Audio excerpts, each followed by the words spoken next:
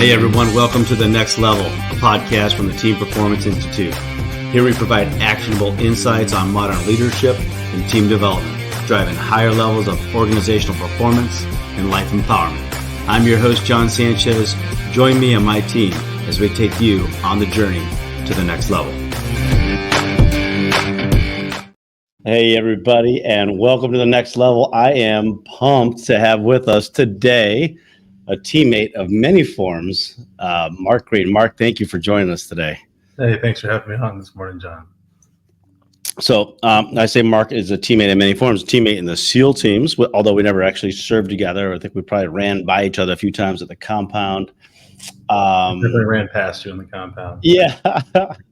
We were just joking about BUDS classes, which is if you know anything about SEAL team training, and anybody ever says, "Hey, I was a Navy SEAL," the number one question that comes out is, "Okay, what was your BUDS class?" Because there's a lot of people that unfortunately are out there saying like, "I'm a Navy SEAL, I'm a SEAL." So if you ask anybody, "What was your BUDS class?" which means like the basic underwater demolition school, it's what everybody has to go through, officers and enlisted.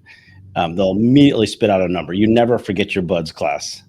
Right. And I was looking at behind you, Mark. I was looking at your helmet there, and it's a 212 helmet, which is clearly his class. And I was like, I got to go get my helmet. So I pulled out my 205, and here we are, which gives you a little bit of an indication of the vintage of SEAL you're talking to. So, guys who we are, has-beens, right? We've been there. Yeah,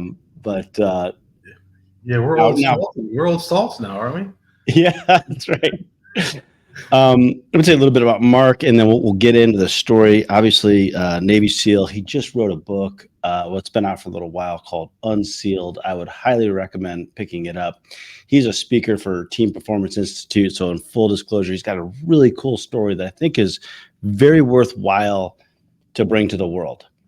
Very worthwhile because as we get into it, here's a guy that really endeared himself to me by just his ability to be vulnerable, be able to be open and really talk about the humanity of high human performance, but sometimes the ups and downs and the cyclicality that you have to go through as a human in order to continue to achieve greatness, but also to get through some really, really tough times. So Mark, thank you for your openness, your vulnerable spirit, right? And what you've done. And thank you for writing this book.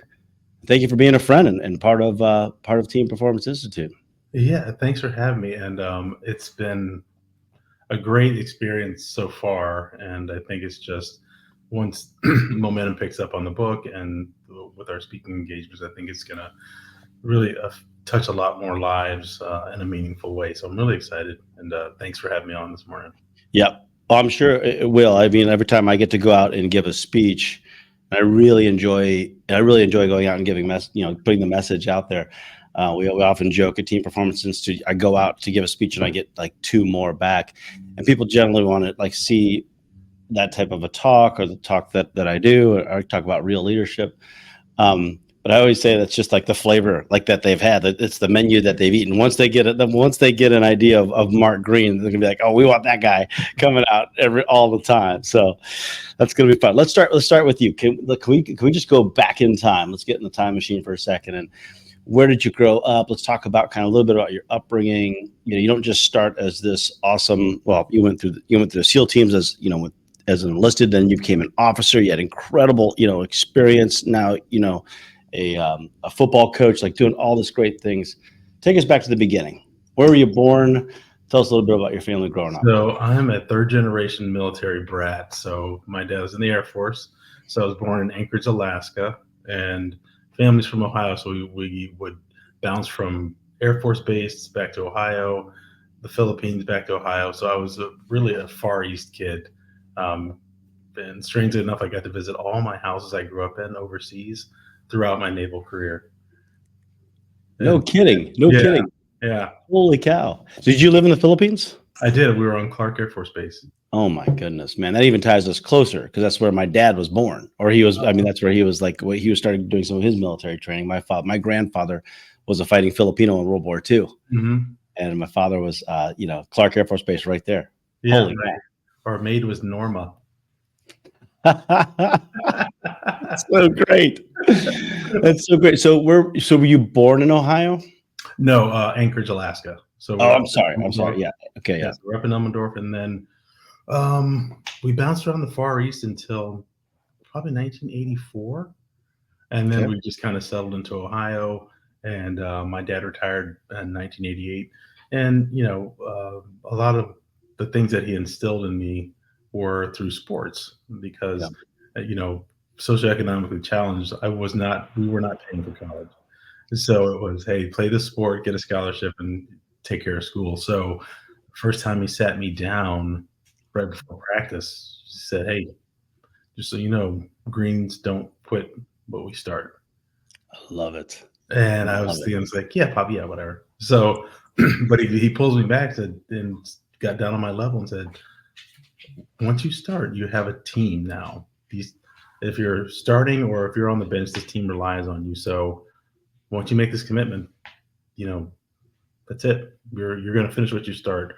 And that was 9 years old. And when your dad, as big as dads can be, and gets down on your level and says, okay, here are the rules. This is the one rule you got. You don't quit what you start, because people are relying on you. That really resonated throughout my entire life. So, um, ended up going to college, and then played football at Miami of Ohio, right down the street from you, and then up at Kent State, and took a really bad injury and ended my football career. And I floundered around for a while trying to go through the motions of finishing college, but it was a means to an end. I wasn't dedicated to it, and subsequently flunked out of college and found myself at Blockbuster Video in Cincinnati, Ohio, when two buddies of mine, Jason, walked in and looked at me. I had my Blockbuster uniform on. He said, dude, what are you doing here? You're supposed to be this kick-ass guy who's gonna do great things, and now you're a Blockbuster guy. And I didn't have an answer for him. Mm, And the mm. next couple of weeks, a gentleman walked into the store, and with the utmost confidence, he's walking in. It's like, hey man, I'm looking for this movie about this girl who turns into an alien and just starts eating dudes. He does the double. He's like, yeah, speckies. And I was like, sir, do you mean species? So, so after that, I'm like, you know what? I've had enough. So I joined the Navy the next day. That guy. That's the guy. That was the straw. That was the straw. I've had enough. I'm sick of this stupid uniform. I'm sick of knowing movies randomly that people come Thank God for that guy. Thank God for the guy looking for speckies. So yeah, that started my naval journey. But when I got injured in football, my friend Jeff told me not to worry. He's like, we're gonna go be Navy SEALs. Don't worry about it. So he showed me the Be Someone Special video.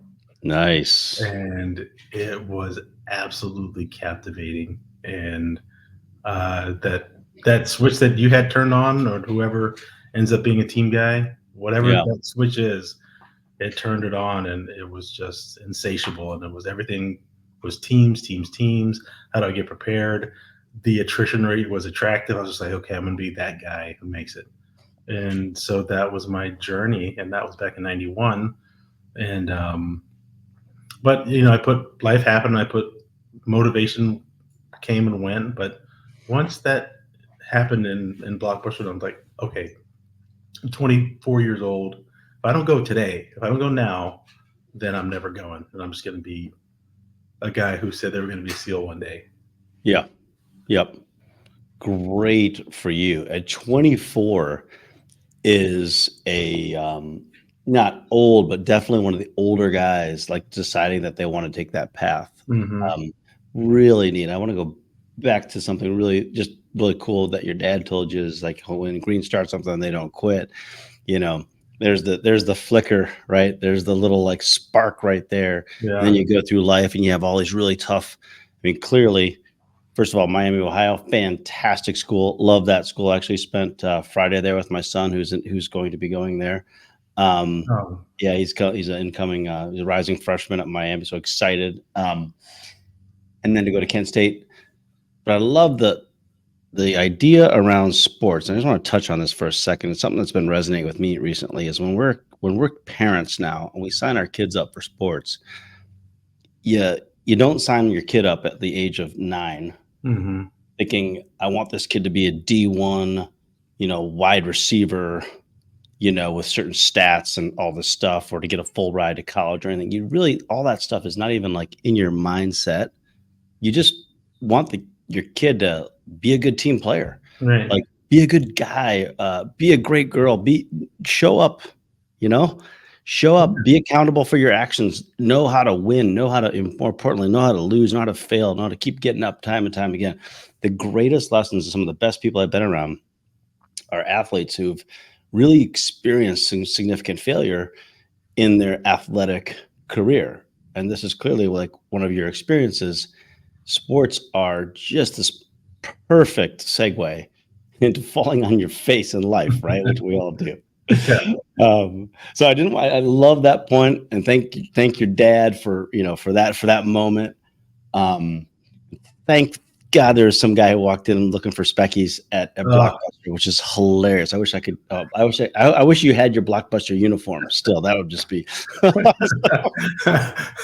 It was khakis and a blue shirt. And you know what? I might send you a picture of me in the old uniform.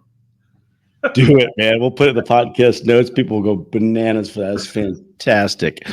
Mark Greene looking for. Okay, so he gets you started. You get this calling. Tell me about your friend Jeff, who clearly had a major impact. And you guys, you pop up probably a VHS at the time of this video. Yeah, it was a VHS. Beta had just gotten phased out. So, man, we are old, brother. So he was a fellow football player, great guy, super motivated, and if you would think somebody was going to be a SEAL, it was Jeff, right? So when he said it, it made sense. It's like, yeah, we're going to go be SEALs now. And he was an upperclassman, so had trustworthiness. He was, he was just a genuinely good human, right? Yeah. Somebody I would still keep in contact with today. He's still a great friend to this day. But he really believed in my ability. He's like, don't worry about this football thing. There's something bigger out there, and you're going to be perfect for it. And he saw it, and he saw it way back then when I was a 19-year-old kid. And that, I think, his faith and ability to see in me things that I didn't see in myself really made a profound influence on what my career ended up being. Yeah, truly. One of my favorite I have these rules of engagement and Team Performance Institute is surround yourself with the best people, right? And my kid is about the age that you were my kid, young man. He's 18 now. And I can try to pump into him and pour into him as much love and support and that I possibly can, but I'm still his dad. He's gonna filter that through his 18-year-old brain. Yeah. But to have somebody in your life that you're surrounded by, like Jeff, who believed in you, and I'm assuming Jeff's like just a few years older, maybe 2 or 3 years older than you. Yeah. Think about that. The power. So if this goes to everybody out there, like the power of your influence on others, even if you're just a little bit ahead of them, or maybe you're just shoulder to shoulder with them, to say, I believe in you. I believe in something bigger for you. Has this impact, right? Here we are 30 years later. Yeah. Yeah. Right? And John, because I've never been presented to it in this way, I'm now, as you see me thinking through it, it's the series of pieces that made this journey possible that I hadn't really looked at before. I looked at it in incremental pieces like the Blockbuster incidents or the injury, and then my dad, but I haven't really put them all together into one sequence of events that really had a profound influence on what life is like now based on a decision that I made back in 91. Yeah. 91. Isn't that wild? Hmm. You put it all together, and you really like. I didn't think about it either when I was kind of my path of going through. Grew up like similar to you in Ohio, actually, coincidentally. Very few, very few like guys coming out of Ohio looking at San Diego as the way to go, right? Right, right. Um, but very similar kind of background where I was just called to it, and then much later in life, I went back and reflected on like because people probably ask you, and I'll ask you the same question, like, hey, what was the hardest part? Did you ever think about quitting? You get those questions all the time, Hmm. and it sounds like me, you were just like there was a moment you can actually point to a video where you're like the light went on. That's when I was motivated, and that's when I had to get ready. And like you said, and this is it. This is a really good point, your words. Like motivation comes and goes. Like you're going to go through the cyclicality of motivation. Like Hmm. motivation in and of itself can be seen as like I'm super fired up, like motivated. I feel good today, or today I just don't have it. But the idea of a life path of a calling that you are following is something different, something special as well, right? Yeah, yeah, and that's what it was. It had to be internal. Like Mm, the external thing, the external thing really sparked what was internally a really strong internal desire. So it was just a catalyst, one of many that was like, okay, this is what you need to do. And to be honest, John, I didn't love football. mm, It was what you're supposed to do, but I didn't just have that burning desire to play at the next level. It's just what you're supposed to do. yeah, But when I saw the video, I was just like, okay, this is different. This is different, yeah, and I want to do this thing. I played football, but I wanted to be a SEAL, and it yeah. was a completely different motivate, and it resonated in a different part of my body. It wasn't just hey, it's in my head or something. It was radiated from right here, and just Wow, every ounce of my being was like, you're doing this thing, and let's go. And wow. there was there's no information back then. It's just a couple bad movies and Come on now, Charlie Sheen. He's one of my favorite Navy SEALs. yeah, I Um, mean he jumped off the bridge, Lester Bridge over here. I got a good story on that. I actually drove still have it, a convertible Cadillac when I was in the SEAL teams, and so I was the same rank as Charlie Sheen in the movie. So people would always make fun of me, like you're Charlie Sheen. I'm like, but I love how you said this. This is really cool. Like it comes from here, like this core piece. Like I was just like you felt it in coaching. We have executive coaching at Team Performance Institute. It's like when you really know it, you can feel it. You can pay attention to your body and like really what's happening to Mhm. you throughout the day. And if you have this burning desire, it can manifest in you to say, this is the direction I'm going. Tell me a little bit about then what's next. You saw the video. All right. How do I do this? Like, where do I go? Where do I sign up? Right. What Yeah, happened then? so I joined as I went down to MEPS and Dayton and Hmm. said, "Hey, I want to be a SEAL." So they said, you have to have a source rating. I was like, "Come on, man, it's English. What are you talking about?" Yeah. Well, what's MEPS? It's MEPS like, is like, I don't know. People are like yeah, MEPS, the beginning of your military acronym world, right? yeah. And he said, you have to have a job that's allows you to be a SEAL. I was like, okay, well, what is that? So he went through all of them, and I scored high enough on the ASVAB that I became a mineman. Okay, this is gonna pause here. This is a good one. A mineman. This Yeah. is so great. We got a guy out of Ohio who's gonna be like a minesweeper Yep. now. Like Yep. this is so great. This is also like this. Remember, this is out of the Gulf War when we were cruising around, and there were just a million, and it's still a lot of obstacles around the ocean, or the term like literally like mines sticking out. So it's a very big. So this is great. I never met a mineman ever until now in the Yes. U.S. Navy. That was the best one ever of all time for the 6 weeks for the 6 weeks that I was Number one. one of one. I love it.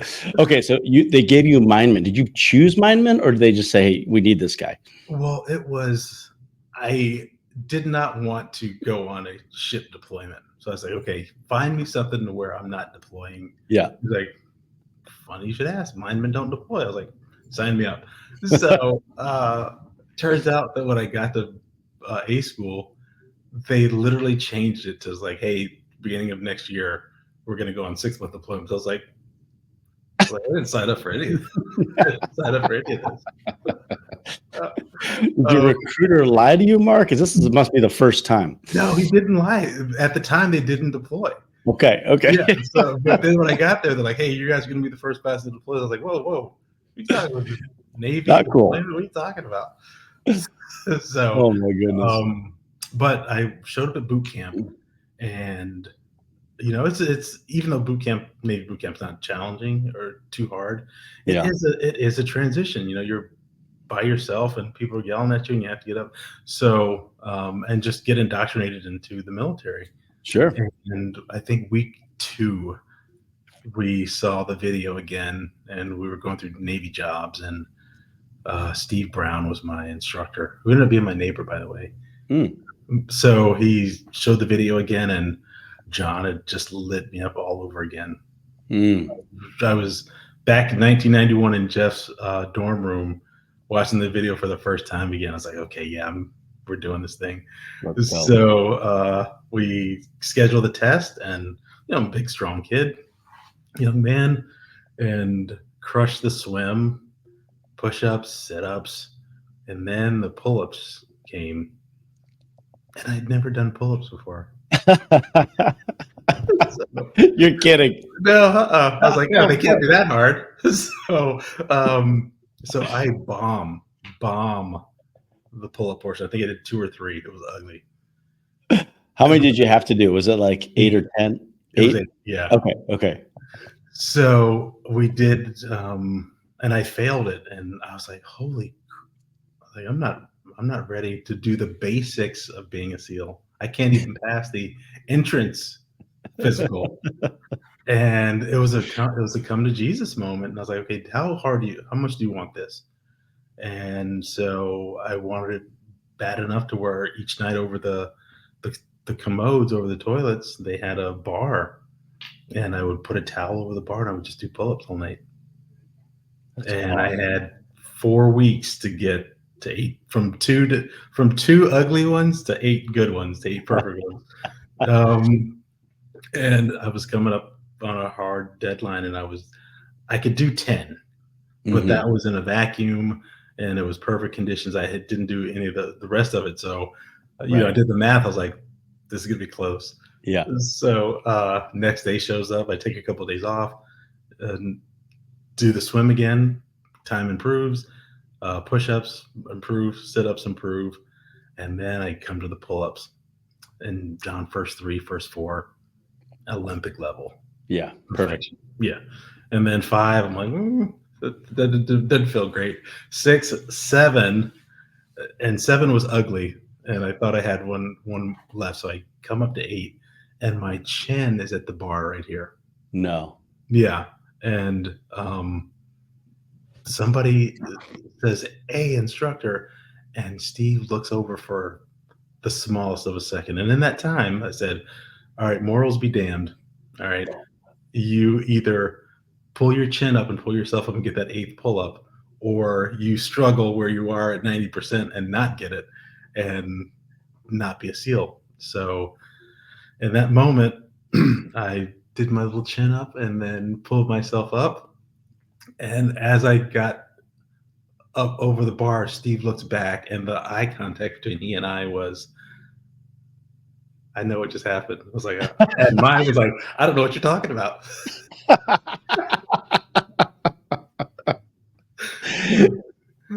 And so, did you get a passing grade? I got a passing grade. Yeah. All right. Perfect. And then he's like, don't get cocky. You still have to run. And I was like, yeah, I'm a talented runner. I'm fine. So we did the run. And, I didn't know, but my drill instructors and my RDCs had went to the SEAL motivators and said, hey, this dude is doing pull-ups after hours at night. Yeah. And they're like, he's a good guy. Yeah. And, if it comes down to it, could you give him the benefit of the doubt? And, they couldn't, because we had a standard, but my leadership was batting for me. It's great. That's Yeah. great. Yep. So the finished it and then went down to Ingleside, Texas. And once I cleared that initial barrier of completing the task, Yeah. every time after that was fine. Yeah. And I crushed the next SNA school, and then went to Buds, and then had a great um, class time. Yep. So much of that is probably mental. Just getting over that mental barrier of those 8 pull-ups, then pull-ups, and the team's pull-ups become like a way of life. You're just sitting Right. around, like you're just sitting around, like you're just like there's pull-up bars ever. I have a pull-up bar right there in my office. But to pay homage to not being completely honest about and not knowing, every time I do an upper body day, I do 8 perfect pull-ups to end the workout. There you go. You Yeah. owe it. You Yep. owe it back. Yep. It's great to think about because we all want to do high performance. We all want to do that. The idea that, like, to take it upon yourself to do the extra work, to not be daunted by, like, oh my gosh, I'm only 25% of the way to goal on this.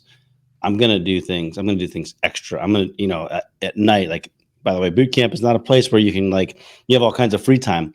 You are sneaking into the bathroom at night with a towel to train yourself to get Mhm. to a certain level, right? And so, and I always encourage, you know, everybody, if you're not, like, if you can't get it, that's okay. The effort that you put in is worth every bit, even if you don't get to that level that you want to do. Every bit of effort counts. And here, it was really important because that effort not only counted, somebody also recognized it. You didn't know Mhm. it. You didn't know. There's watches that watch all the candidates going through A school, going through boot camp. They probably noticed you weren't in your rack, and then they're trying to figure out what's he doing. And they went in the bathroom and probably heard grunting and think that's not regular grunting in the bathroom. They figured you out long before you figured yourself out. But Yeah. putting in the effort, time and time again, it does pay off over time. And it always, here's a good one. It doesn't pay off sometimes when you want it to. Mhm. This is the one that paid off when you wanted to. So take us through now. You made it. You got your, check in the box out of school, and now you're headed to the teams. Or what happens next? So we get our platoon, and it is the perfect storm of experience and experience in the team and expertise. So Yeah, I learned what right looked like. I learned how the chief and the OIC worked together, how the new guys worked, and it was just a great incubator to learn. yeah, yep, And so we got to Team 5, and the learning was exponential. You realize why Bud's so hard and why you have to earn the right to do that job. And then we did our workup and learned a lot. But at the end of it, you're like, I don't know. You realize what you don't know. yeah. It's just like, okay, I struggled through 2 years of this, and I have a lot more work to do. So we restarted, and after my first platoon, I was walking across the grinder, and I hear this voice like, "Hey, what are you doing?" And I turned around, it was a senior chief. I was like, "Hey, senior, I just got back from deployment. I'm just hanging out." And he's like, "Go pack your stuff. We have one more build at sniper school, and you're going." Cool. I'm like, no, I just got back from. He's like, "It's not. I'm not requesting this. Go get your stuff." Yeah. So that day, I was in sniper school, and which was a 10-week stress course, which was just awful. But again, it was an unlikely thing to do because people wait their whole career to go to sniper school, Yeah. and I was Oh just yeah. walking across the grinder, and hey, you're going. Yeah. So I just buried myself in trying to figure this thing out because I wasn't qualified for it. I mean, I didn't grow up a shooter.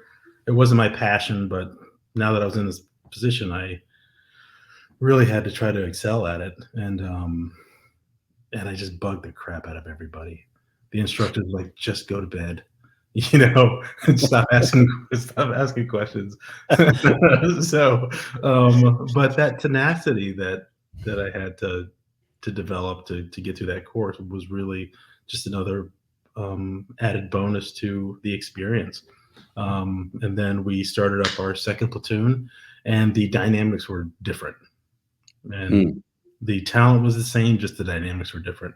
And I realized I was like, you know what, I want to be an officer because they upped the age waiver from 31 to 37. Okay. And like I said previously, I flunked out of college. So I was like, you know, I'm going to CLEP online before online, CLEP my classes and get my degree. So I did that on deployment. September 11th happened. I was still on downtime. I was reading books and taking tests. And Wow. so I got my bachelor's, and then I got to meet Admiral Stockdale. What? Yeah. Oh man, that's cool. So cool. He's such a great guy. And, you know, I had the insecurity of, hey, he's going to not want to recommend me because I flunked out of college. So one of the first things I said was like, hey, Admiral, just so you know, I flunked out of college. He's like, don't ever say that again. And I was taken back because he was such a nice guy. He's like, who cares about that? Like, your peers have said, what I'm reading right here and interviewing you, your peers say, hey, he's ready to take this next step. So I was like, I don't want to hear about college. College is, that's in the past. Wow. You're here right now. You're in my office because you want to move forward. So we're moving you forward. And he looked at me. He's like, are we good? I was like, yes, sir. We're good. Yes, sir. Yeah. And Admiral Stockdale asks you if you're good, you are good. I tell you, that's incredible. I had no idea. What a cool experience. Again, here's another great I got to meet Admiral Stockdale a couple times and always super impressed. Always like just such a great moving forward type guy. And he had to be, obviously. If you don't know about Admiral Stockdale, please look up Admiral Stockdale, one of the greatest leadership icons coming out of the Naval Academy. So, Mark, I just want to just go back just a click on this because you just completely skipped over going through BUDS, which is like the crucible of all crucibles. We have a connection at BUDS. One of your best friends, one of my best friends, Jack Carr. You guys were in BUDS together, correct? Yes. And for everybody listening, Mark took a very, very unique path. He went in, enlisted, and then became an officer.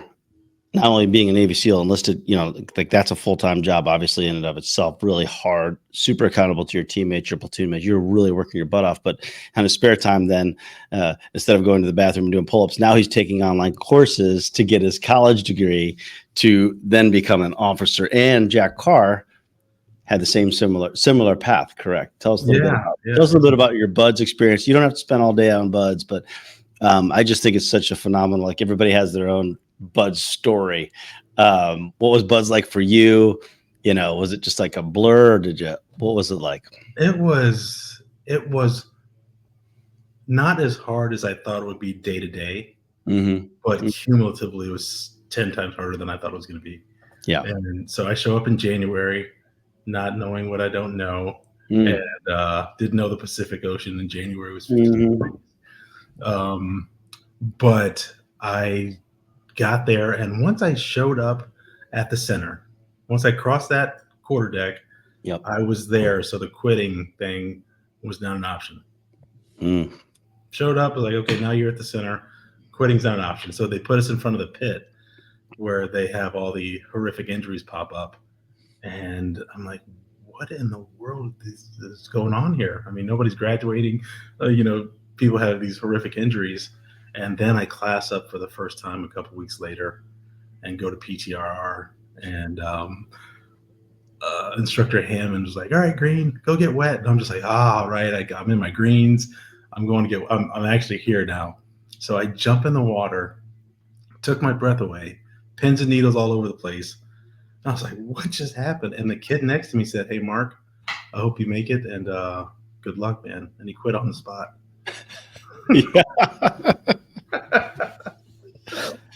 And I had a heat injury, and the instructor staff got in a little bit of trouble.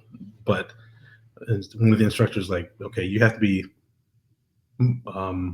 hydrated inside and out. which means when he saw me, I had to go get wet, and then I had to drain my canteen. But there was this gentleman who was always just in the back, just kind of watching everybody. And it was a gentleman named Senior Chief Mink, and he was a plank owner over at the development group. And he's like, "Hey, Greene, come on over here." And he's like, "The instructors say you're always asking about how you're doing." And he's like, "Son, you're doing fine." And he looks around. This is kind of sneaky. He looks around. He's like, and he pulls this bullfrog sunscreen out of his pocket. And he's like, "Everybody I've ever given this bullfrog to has graduated." And he's like, "Here's your bullfrog. Now go graduate."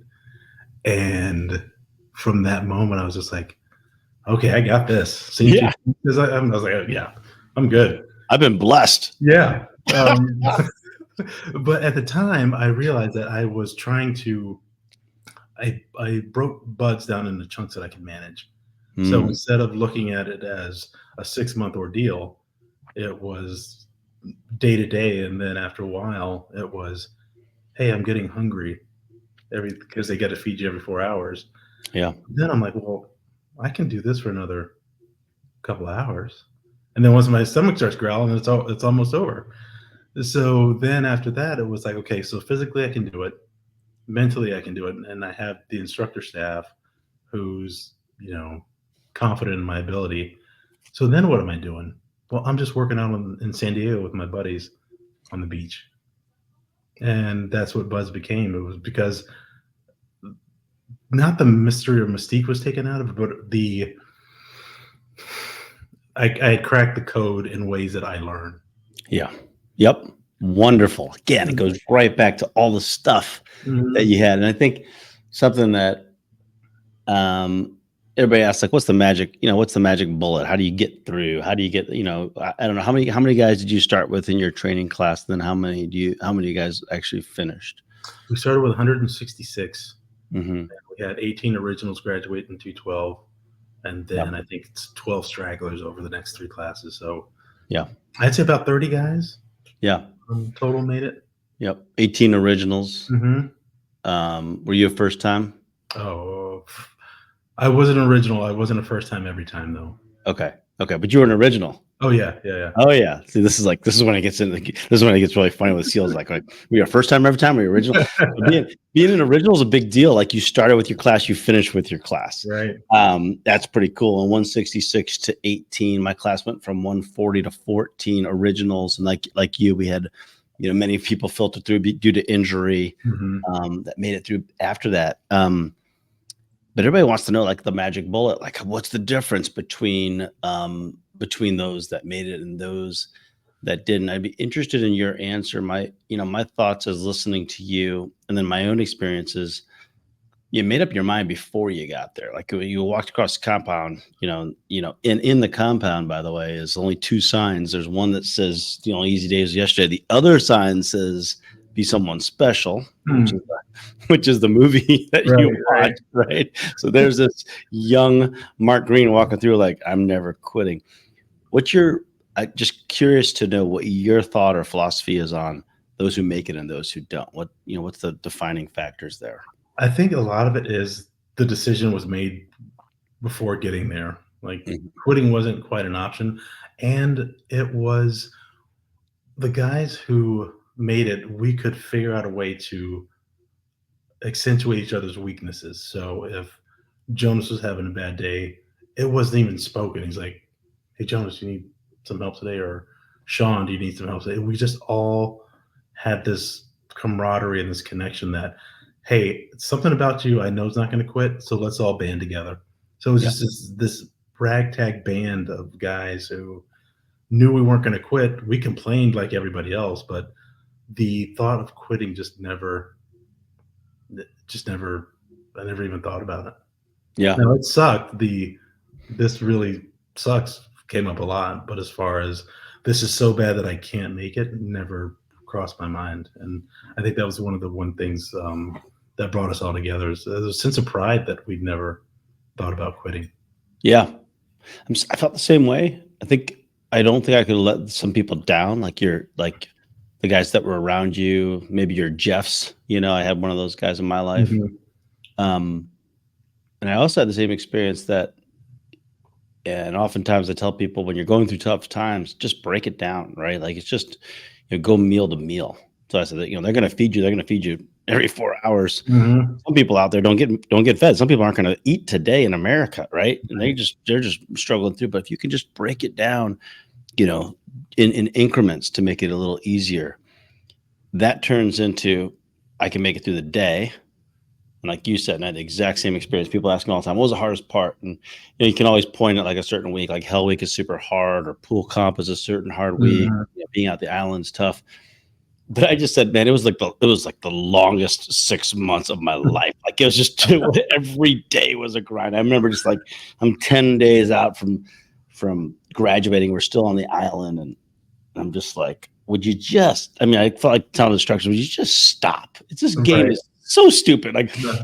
I felt so like, maybe one thing that we shared, you and I, with like somebody like Admiral Stockdale, is like just a sense of just grinding hopelessness. Like it's never gonna stop, and I don't ever mean to liken our experience to somebody like Stockdale, who really went through something very much more arduous than SEAL team training. But when you're going through hell, just keep on going. It's just one step at a time. So You brought up something interesting that I didn't have to. It wasn't part of my experience because I wasn't in a leadership position. But when you said that the class was relying on you, you were the class leader, yep, I was. and I was just a grunt. And for that perspective, I'd never thought about that perspective. But mine was on a micro level. My swim buddy, I can't let my swim buddy down. But Right. yours was on a macro level of, "Hey, I can't let my class down. I can't let the community down." Yeah, I think, Mark, I don't know if this is just me or if it's just the way that I kind of operate, but I always saw any position that I had as like an opportunity Hmm. and an advantage.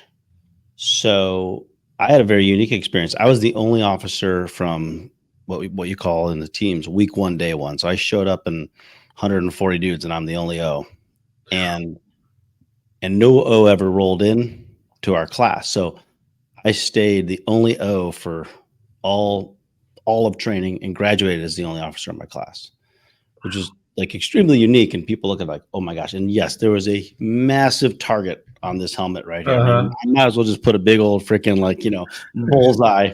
And I mean, you could just, call in Cass on that all day long. Um, I didn't see that as a detriment. I actually saw it as kind of like I don't know how do you put this. I haven't really thought about it. Like this sense of like, this is going to come out wrong, but it's how I felt. It's kind of like this, like I'm just like a peon with celebrity status, right? Like here's just like I'm a nothing. I'm just this trainee going through. Yet you can look at the compound and be like, where's that little dude Sanchez? Where's that You know, stripe on that helmet? yeah, where's that? Look over there. There's only one stripe in that whole crowd of like of. And in SEAL teams, we call it tadpoles. If you're before you become a SEAL, you're a tadpole, right? You're just little, you're just trying to become a frog. Um, but I saw it as like, and this is, I think, also important. Like when you're stuck with a really weird, awful, maybe some people could look at that situation and say that's the only officer in that class. It's going to be an awful experience for that person. I Mhm. saw it as like advantage. I saw it as like this is going to be awesome. I'm going to get yelled at more. I'm going to be um, held to a higher standard. I have this whole, but ultimately, and maybe this is just the positive side of me. Like I felt like most people were kind of cheering for me. Like, you know what I mean? Like I'm kind of the underdog, of this whole thing. And I'm the one who's going to get, I remember we probably shared certain instructors, but I went through PTRR. I had to do at the end of like day 4 of training in PTRR, which is like the phase nobody talks about. It's the phase before you actually start training. Mhm. It Yeah. can be just as miserable. I had to do 508 count bodybuilders outside the PTRR office with my LPO, Tom Smith, who I love to this day. We are tight like brothers, man, tight. Um, we did 508 count bodybuilders. If you made me do 508 count bodybuilders right today, I don't think I'd get up for a week. We just did them. Let's go. And it was like, I was like, hey, in my mind, I thought, good, I'm getting stronger for actual SEAL training. That's what I did. And it took us, I don't know, probably an hour or so to do all those. But in my head, I was like, yep, we're just getting better. Yeah. We're just getting better and stronger. I think a lot of that comes down to mindset. Hey everyone, thanks for joining us on The Next Level. We hope that you found a couple of tips or insights today that you can take into your daily life. To learn more about our leadership training programs, our executive coaching programs, and the Team Performance Institute, please visit us at teamperformanceinstitute.com or email us at info@teamperformanceinstitute.com. Hope you have an awesome day.